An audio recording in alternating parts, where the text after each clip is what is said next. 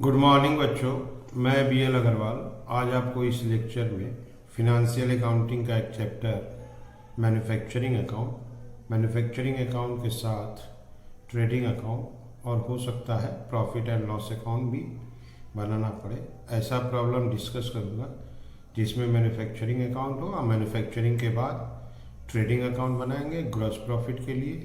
ठीक है, आप प्रॉफिट एंड लॉस अकाउंट अगर बोला हो तो प्रॉफिट एंड लॉस अकाउंट बना देंगे नेट प्रॉफिट के। ठीक है, चलिए देखते हैं कैसे।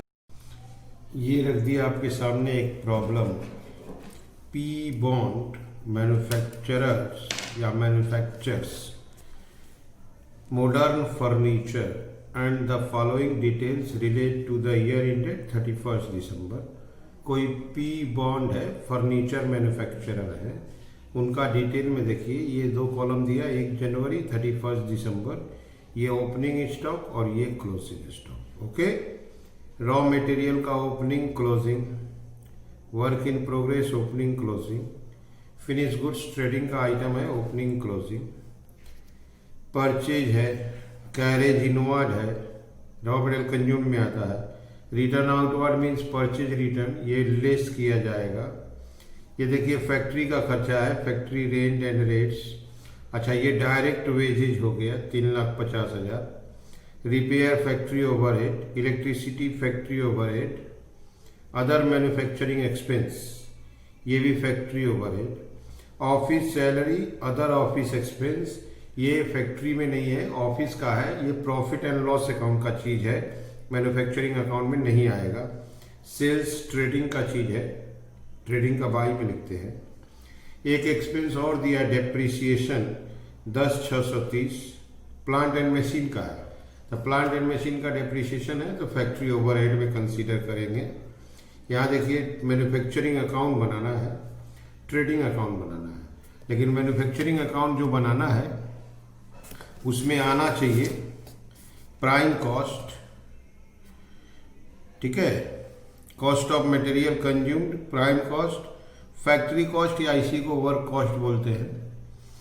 और जब ट्रेडिंग बनाइएगा तो उसमें आना चाहिए कॉस्ट ऑफ गुड्स सोल्ड, ये एक नया नाम है आपके लिए, और ग्रॉस प्रॉफिट। तो ट्रेडिंग में जनरली ग्रॉस प्रॉफिट ही आता है, लेकिन cost of goods sold calculation करके दिखाएंगे। तो बनाना आपको मैन्युफैक्चरिंग अकाउंट है पहले और उसके बाद ट्रेडिंग अकाउंट है। ये रहा आपके सामने क्वेश्चन। ठीक है, चलिए देखते हैं कैसे बनेगा। ये रख दिया आपके सामने format, in the books of P Bond manufacturing account बनाना है।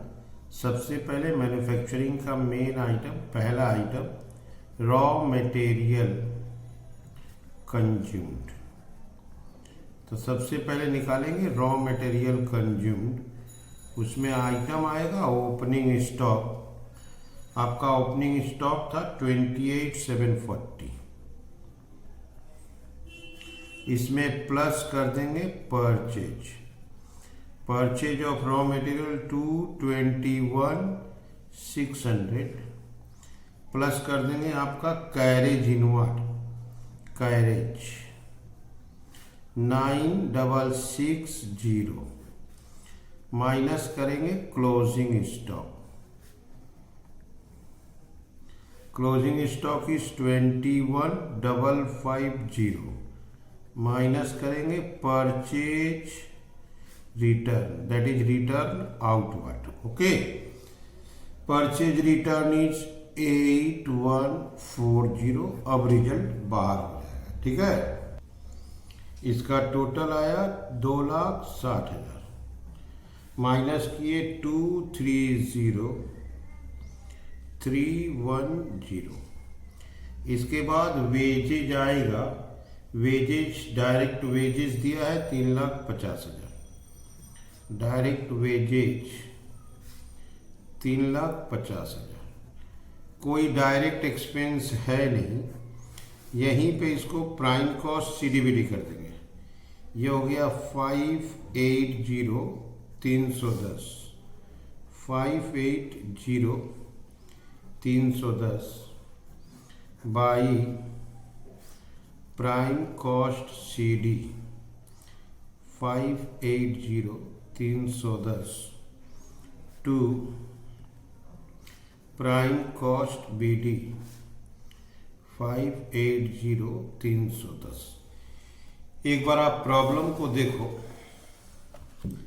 Opening stock, closing stock, purchase, carriage inward, purchase return, ये मटेरियल कंज्यूम में लिए, डायरेक्ट वेजेस 350 ये आपका ले लिए।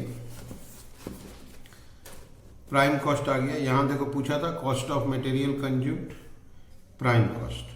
अब फैक्ट्री कॉस्ट पूछा गया है, तो फैक्ट्री कॉस्ट जाना है तो सबसे पहले to factory overhead,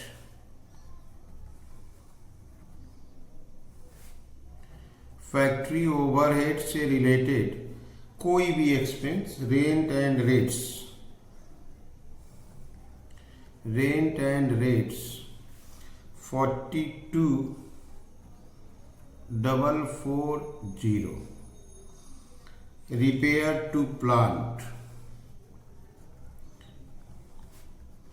repair to plant 19,750, electricity 40,260, other manufacturing expense, other manufacturing expense 11,600, a depreciation on plant। Last item है 10,630, इसको ऐड करके बाहर कर देंगे। Opening WIP 20,000, closing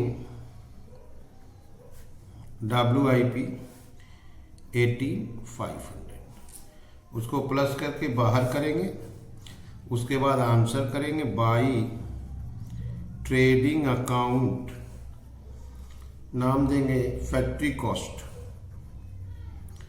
factory cost of finished goods produced.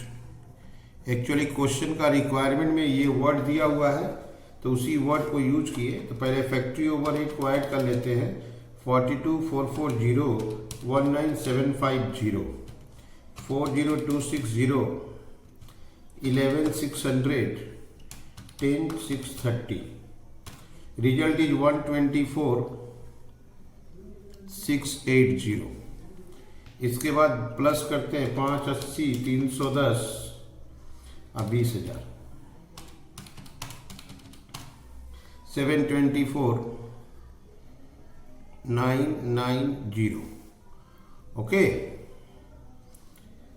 724,990, अब माइनस कर दिए 18,500, 706,490।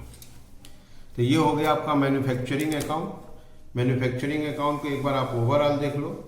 सबसे पहले मटेरियल कंज्यूम्ड आना चाहिए, opening plus purchase plus carriage minus closing minus return. Wages देंगे, प्राइम कॉस्ट CDBD आ जाएगा। फैक्ट्री ओवरहेड लाएंगे, opening work in progress 2, closing by, then answer हो गया 706,490। अब ये चला जाएगा आपका ट्रेडिंग अकाउंट में। ओके, चलते हैं ट्रेडिंग की तरफ। ये रहा trading account, cost of goods sold बोला हुआ था। हेडिंग करते हैं to cost of goods sold. सबसे पहले इसमें लाएंगे opening stock of finish goods. Opening stock of finish goods 86,350, इसमें प्लस करेंगे वर्क कॉस्ट ऑफ प्रोडक्शन, जो हम लोग प्रोडक्शन किए हैं मैन्युफैक्चरिंग अकाउंट में, जो आंसर था 706,490, ये प्लस हो जाएगा 86,350 के साथ 792,840, इसमें माइनस हो जाएगा closing stock of finish goods. Okay, हम लोग जनरली क्लोजिंग स्टॉक बाई में लेते हैं, लेकिन कॉस्ट ऑफ गुड्स कैलकुलेट करना था इसलिए ऐसा किए। 92,600. Result will be 700,240. बाई में अकेला सेल्स आएगा, सेल्स है 990,000. अब आंसर ग्रॉस प्रॉफिट यहीं पे क्लोज हो जाएगा, क्योंकि ग्रॉस प्रॉफिट तक ही रिक्वायरमेंट है, यहीं क्लोज कर देंगे. 990. Answer will be 289,760. ओके.